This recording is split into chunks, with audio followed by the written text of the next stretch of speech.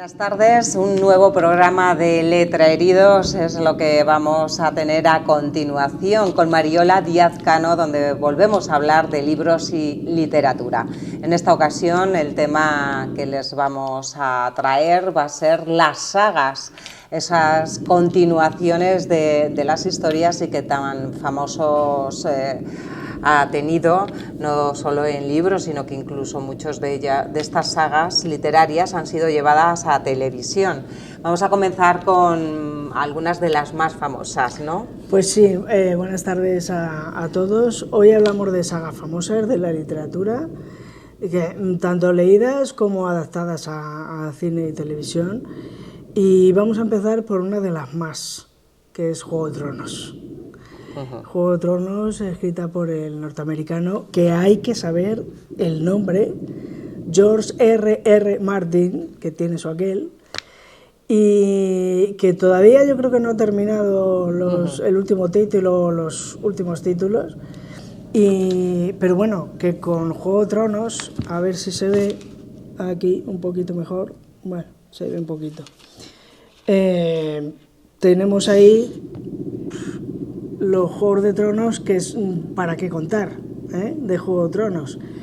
Los que son aficionados a la literatura fantástica y se la leyeron en su día, pues claro, estaban como locos porque la llevaron a televisión o al cine.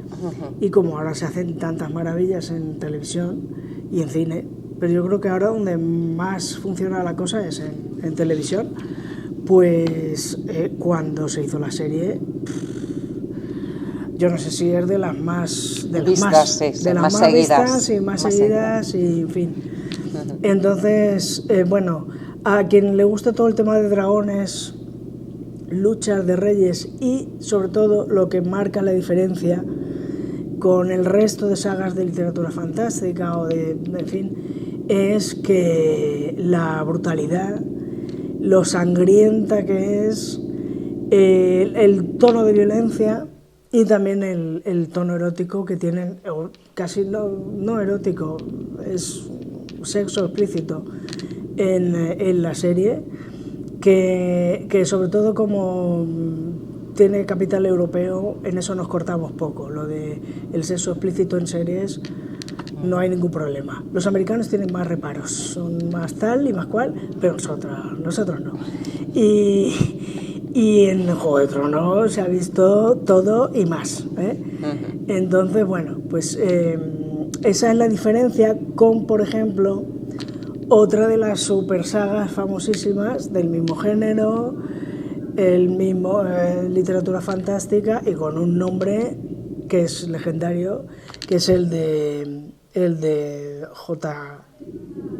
Tolkien, que, ojo, voy a decir el nombre, para que se vea el tema, que es curioso porque muchos de los autores de sagas de literatura fantástica tienen esos nombres tan complicados, tan complejos, primero los dobles de los anglosajones, más luego los que ellos se quisieran poner, y vamos a poner el de J.R. Tolkien, que es John Ronald Reuel Tolkien, o sea que tela marinera, que además era surafricano y empezó con las historias del Hobbit al principio, es lo primero de la saga, que luego se quedó con las famosas El Señor de los Anillos, Las Dos Torres y El Retorno del Rey. Todo el mundo ha visto las películas, incluso a quienes no nos gusta el género fantástico, como en mi caso, pero todo el mundo hemos visto las películas.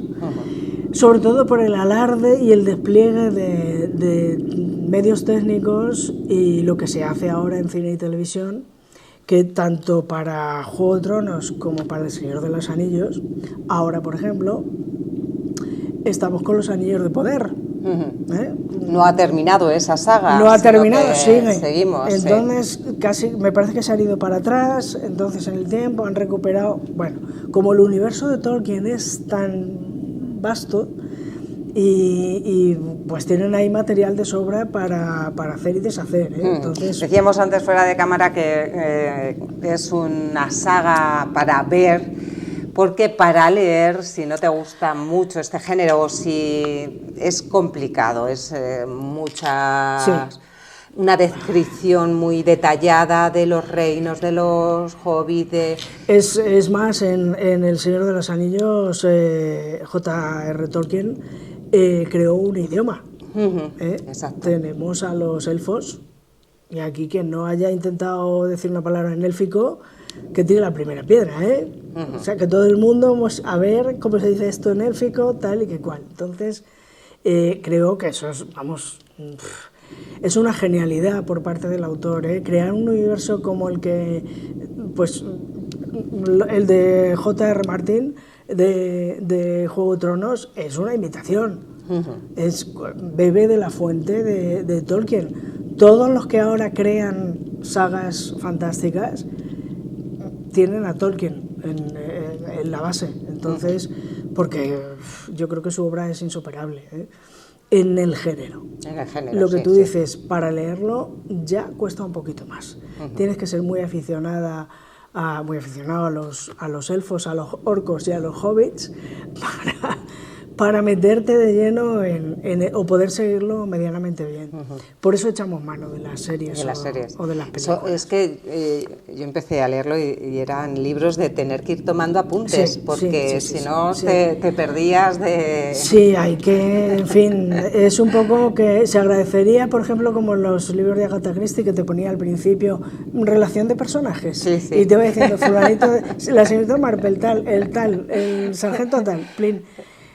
Muchas veces se agradece, sobre todo en este tipo de historias, por ejemplo, ya que hablamos de sagas, pero es que me viene al vuelo, las de Ken Follett.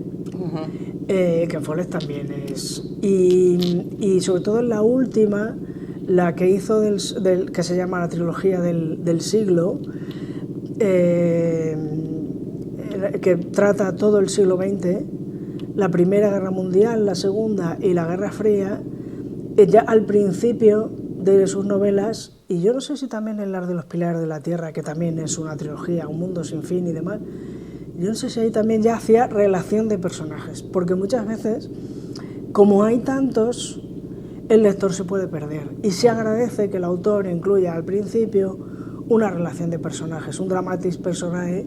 Nos ponemos finos latinajos, pero ya, en fin, no te acostarás sin saber una cosa más. Un dramatis personae, lista de personajes, para que pudieras echar mano, sobre todo Agatha Christie, es que te leías sus libros y decías, ay, ¿este quién era? Porque ahora salía, como juntaba tantos personajes también en sus casas y en la campiña, pues se agradecía. Decir, ay, ¿quién es? Pues este personaje, y te ibas al principio y veías la lista de personajes. Y ahora se está haciendo también, sobre todo en sagas así, donde el autor maneja muchísimos personajes, que a él le sirve de guía, porque él los ha creado, evidentemente, y al lector pues lo ayuda mucho para seguir la narración, porque si no, entre orcos, reinos de Juego de Tronos, los metales, los dragones, los de aquí y los de allí, pues es complicado, te pierdes. Es muy complicado. Entonces, pero bueno, eso yo creo que es típico de la literatura fantástica. Y yo, por mi experiencia como correctora, que he mirado muchas novelas, y lo que se escribe ahora en ciencia ficción, en literatura fantástica, todo el mundo echa mano de los orcos, de los caballeros medievales, de la lucha de los magos y de los tales. Entonces, siguen de moda y tienen mucho tirón. Así que la gente sigue escribiendo y sigue haciendo cosas de fantástica como estas. Cambiamos de tercio y nos vamos a unas un poquito más modestas, o por lo menos de no tanto lío, pero que también se han adaptado a la televisión y al cine. Y nos vamos, por ejemplo, si estamos hablando de bichos y demás, de reyes y tal, nos vamos a los vampiros. Y la serie más famosa de vampiros contemporánea es la de Crepúsculo, de Stephanie Meyer. Las historias de Bella y Edward, eso fueron pues una revolución dentro de ese género de vampiros, porque los vampiros tienen un género para ellos solos. Entonces, y ahí tenemos también a Anne Rice, Sí, pero nos presentaban a los vampiros como en la adolescencia. Vamos a ver, es que las de Crepúsculos, Anne Rice, sus vampiros eran un poquito más de enjundia, en condiciones, más vampiros. Los de Crepúsculo, a ver, son los vampiros para los adolescentes. Esos vampiros jóvenes, atormentados, porque tal, pero les podía dar la luz. Pero ¿cuándo se ha visto que a un vampiro le puede dar la luz? No. Entonces, a ver, que yo entiendo que esta es una apreciación muy personal, permítaseme, pero en fin, lo de Crepúsculo hay que darle su mérito, porque el éxito fue tan grande, fue un bombazo tan monumental, las películas, y yo lo reconozco, he visto alguna de Crepúsculo. Me han aburrido soberanamente, pero las he visto porque he dicho, vamos a ver si yo le saco aquí jugo a esto. Y también por edad y porque no es mi género, o porque he leído otro tipo de vampiros, y en fin, me gusta más otro tipo de vampiros, pues los de Crepúsculo se me quedan un poquito descafeinados. Y para adolescentes, ¿no? Sí. Pero hay que reconocerles el mérito porque, bueno... Yo creo que tiene ese público. Claro, no, es que iba a ese público. Entonces, oye, pues totalmente lícito, con lo cual, nada, que sigan haciendo vampiros adolescentes, que los vampiros dan todo el juego del mundo y para todos los públicos. Para los que somos un poco más del vampiro tradicional, del conde Drácula de toda la vida, y luego para todos. Incluso los vampiros, hay vampiros para niños, o sea que hay un montón y van a seguir dando juego tal, pero yo creo que esa es la saga más famosa de vampiros. Exacto. Y luego ya nos vamos a un poquito, yo creo que es la saga que dio el pistoletazo o que puso el foco ahí en el mundo la literatura nórdica, la novela negra nórdica, que fue la de Millennium, que fue a principios de la década pasada, pero que yo creo que marcó ese bombazo tan grande, del boom tan grande de la literatura nórdica, la literatura negra nórdica, en el siglo XXI. La saga Millennium del escritor sueco Stieg Larsson, que todo el mundo sabe que no llegó a conocer el éxito porque murió antes de ver todo publicado, o qué iba a pasar con esa trilogía. Él escribió una trilogía, 3 libros. A ver, la tenemos por aquí, la vamos a recordar. Con además seguro... unos títulos muy especiales. Bueno, además unos títulos maravillosos que además yo creo que puso de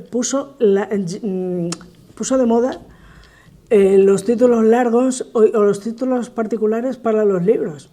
Porque recordemos el primero, Los hombres que no amaban a las mujeres. El segundo, La chica que soñaba con un bidón, con una cerilla y un bidón de gasolina, que tiene traca. Y el último, el de La reina en el palacio de las corrientes de aire. En un principio, igual, si uno se pone a leer el primero, se queda un poco para allá porque parece que es un ensayo periodístico casi sobre el protagonista, que es Michael Brodsky, que es un periodista sueco que se pone ahí a investigar una serie de casos y luego recibe un encargo, todo el mundo sabemos, de investigar la muerte de una chica joven en otro tiempo, y mira por dónde se le cruza en el camino una hacker que es uno de los personajes más fabulosos que se han escrito en este siglo XXI, que es Lisbeth Salander, que bueno, puso también de moda ese personaje femenino fortísimo, tremendo, que se tomaba la justicia por su mano, con una inteligencia y con ambigüedad sexual. Recordemos que Lisbeth Salander era bisexual, entonces el personaje es tan fuerte que yo creo que ese fue el detonante y la razón por la que esta serie es tan famosa. Luego el escritor murió, pero tomó el testigo pues un colega que se llama David Lagercrantz, que continuó la serie, pero que yo creo que no. Yo creo que no ha tenido el éxito, aunque se han publicado otros 3 títulos, que por ejemplo el cuarto fue Lo que no te mata te hace más fuerte, donde ya se centraba más en el personaje de Lisbeth Salander, pero no ha tenido la fuerza que tuvieron. No ha tenido la fuerza. Eso sí, se llevó al cine, primero lo llevaron los suecos en una adaptación magnífica, luego la cogieron los americanos, como no, iban a coger los americanos algo que ha funcionado, y lo ponen por ahí. Tenemos ahí a James Bond, a Daniel Craig de protagonista, pero yo recomiendo ver, si se ve la serie, o si se ve la serie de películas en vez de leerse los libros, que son tela, si se ve la trilogía, mejor la original, la sueca. La sueca está más conseguida. Pero bueno, yo creo que los libros, para quienes somos aficionados al género negro, puso a la literatura nórdica allí. A partir de ahí, Stieg Larsson fue el primero, y luego todos los demás salieron a rebufo. Y ahora están siempre ahí, ya los nórdicos ahí, eso juegan en otra liga, la novela negra. Entonces yo creo que esta ya es un poquito más modesta, pero con también una legión de seguidores tremenda. Y ya por venirnos un poquito a la patria querida, nos ponemos, que además también le están haciendo, pues yo lo había visto ya, que estaban hablando ya de hacer la serie, o la tenían hecha. Nos vamos con don Santiago Posteguillo, que Santiago Posteguillo, pues yo creo que es uno de los grandes, ya hemos hablado más veces de él aquí, de Santiago Posteguillo, pues el último Roma soy yo, de Julio César, pero sus sagas, de la primera, que fue la de Escipión, el africano, y la segunda, la trilogía de Trajano, también personajes reales de la historia, yo creo que fueron también pues un empujón gordísimo para la novela histórica nuestra. Siempre hemos tenido buena novela histórica, pero yo creo que su éxito, sobre todo la novela histórica ambientada en la antigüedad, en la antigua Roma, pues ahí dio también, pues eso, fue el detonante para que salieran también otros títulos, a su estela. Entonces yo recomiendo leer las dos. La de Escipión, el africano, fue la primera, la figura de Escipión, que es conocida pero no es tan conocida como Julio César, por ejemplo, de la que ahora ya hablamos, y va a sacar, me parece que son 3 o 5 libros, Pero Escipión el africano es un personaje que igual no todo el mundo recuerda, o en fin, y merece la pena sacarlo. O sea, tú lees a Santiago Posteguillo, en vez de leer un libro de historia, te vas con Escipión y te pones a leer a Escipión en la trilogía, y estás leyendo historia, pero además estás entretenida a más no poder. Y además te vas con los cartagineses y te pones con Aníbal, y que siempre Aníbal era el malo. No, aquí Aníbal no es el malo, también era el malo desde el punto de vista de la historia, que tal y igual. Bueno, pero no. Además, aprendes mucho. Aníbal se casó con una manchega, así, lo decimos así porque fue así. Se casó con una oretana de aquí, mientras iba de camino a Roma, pasando por los Pirineos y cruzando con los elefantes. Por de entrada estuvo por aquí dando vueltas con sus hermanos, y se casó con una muchacha de aquí, de la Oretania, que para eso nosotros somos oretanos. Y o sea que quiero decir que luego aprendes historia y además te lo estás pasando bien. Pasa una cosa aquí, en general, las novelas históricas que cuentan batallas, la gente se retrae un poco. Uf, la batalla, qué pereza. No, pues lo que le pasa a Santiago Posteguillo es que describe las batallas como nadie. Y entonces tú, por ejemplo, estás leyendo Escipión y estás en la batalla de Zama con los cartagineses y dices que me vienen los elefantes. Es que se me cae el elefante. Ves venir al elefante y dices, yo aquí. O sea, quiero decir que te puede meter tanto en la acción, porque está tan bien escrita, que no se te hace para lo de las batallas, dices, otra, a ver, ¿dónde hay más batallas? Entonces, bueno, Escipión, y luego sí tenemos al emperador Trajano, que fue, ya de paso también, uno refresca la historia y se acuerda de que fue el primer emperador de aquí del terruño, español, sevillano por más ellas, de la historia de Roma. Y además el emperador Trajano consiguió pues la extensión más grande del Imperio Romano fue cuando estuvo él, que llegó hasta... ni se sabe.